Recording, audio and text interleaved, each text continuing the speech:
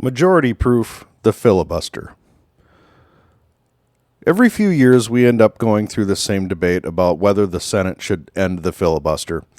And in the news now, we have the president coming out and saying that. This is a tweet from Ed O'Keefe. Overnight, President Trump called on Senate Republicans to drop the filibuster because Democrats continue voting against reopening the government. Important to remember, many Republican senators do not support ending the filibuster. The president's Truth Social post. Because of the fact that the Democrats have gone stone cold crazy, the choice is clear. Ignite the nuclear option. Get rid of the filibuster and make America great again. I completely disagree. And I understand the president's frustration right now with the inability to get any negotiations with the other side. I totally understand. But that should not mean ending the filibuster. According to Senate rules, just a majority is needed to end the filibuster. That's it. You don't have to have a filibuster-proof vote. It's my contention that if it's so simple to change the rule, then change it so in order to get rid of the filibuster, you need a filibuster-proof vote of 60 senators. If it's so easy to change the rules, then that's my suggestion. Change it so that way in order to get rid of it, you need to have a 60-vote majority. Otherwise, it's more of a 6-year House of Representatives. One of the defining things about the Senate is the filibuster. The ability to stop things cold so that way negotiations and commentary can be spoken of and people can rethink it. And fortunately, it doesn't look like that's going to happen. Republican leaders reject the president's demands to scrap the Senate filibuster to end the shutdown. And we get down to the heart of the story. Senate Majority Leader John Thune has repeatedly said he is not considering changing the rules to end the shutdown, arguing that is vital to the institution of the Senate and has allowed them to halt Democrat policies when they are in the minority. Exactly. You don't throw the baby out with the bathwater. Just because you want to pass your continuing resolution, it's absolutely something you don't do. You don't hand that tool off to the enemy. And they are the enemy. You don't hand that tool off to them to make a simple majority vote for basically anything. At that point, you're the House of Representatives on 6-year terms. That's essentially it. The importance of the filibuster has been proven time and time again. We've had Ted Cruz, Rand Paul, both recently doing long filibusters themselves. And clearly they're not for getting rid of the filibuster. And neither is John Thune or the Speaker of the House, Mike Johnson. House Speaker Johnson also defended the filibuster Friday while conceding it's not my call from his chamber across the Capitol. The safeguard in the Senate has always been the filibuster, Johnson said, adding that Trump's comments are the president's anger at the situation, which is totally understandable. His frustration is understandable. We have millions of people on TikTok, on social media, out saying they're going to commit crimes because they're not getting their benefits. And then we also have millions of Americans who are going to wake up on Monday. I know November 1st is the date, but wake up on Monday and they're not going to have those SNAP benefits either. So if it's so important, you have supplemental emergency funding that you can use. We've already heard about it. That backstop is there. But as far as it goes when it comes to the filibuster, I completely disagree. I completely disagree with the president on this. I think it's vital that we keep the filibuster.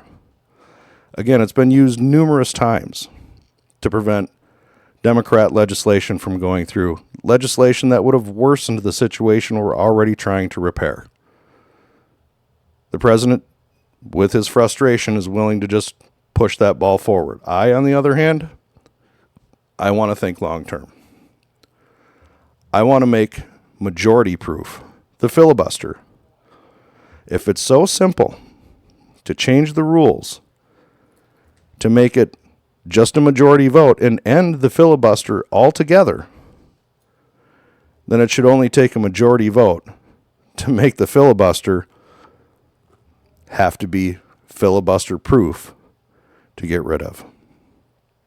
That's my opinion. You have to keep these chambers distinctly different. We already did the 17th Amendment, where we did away with state legislatures voting the Senate representatives in. A lot of people don't know that. But it used to be, before the 17th Amendment and state popular votes voted in senators, state legislatures voted for your senator. One state House, one state Senate. They'd vote, and you'd have your state senator representing a 6-year term. The 17th Amendment changed that. There's already been structural changes to the Senate over the last 200 years. The filibuster is one we don't want to change. It's supposed to be the greatest debate body in the history of the world. This is an elimination of that means of debate. Pure and simple. It breaks it down to a simple majority. Simple majority is democracy, 2 wolves and a sheep voting on what's for dinner. The filibuster is a great representation of the Constitution. The ability of the minority to have its say and its representation in spite of all efforts. The filibuster is as American as apple pie. I realize it wasn't at the founding, but having been added to the greatest debate body in the history of the world just increases its relevance as that debate body. The fact that the minority can always be represented, the minority will always have a voice no matter what, is more important than the immediacy, quote unquote, of the situation, which, by the way, is not that dire. There are means to take care of the emergencies that may arise. But as far as everything else,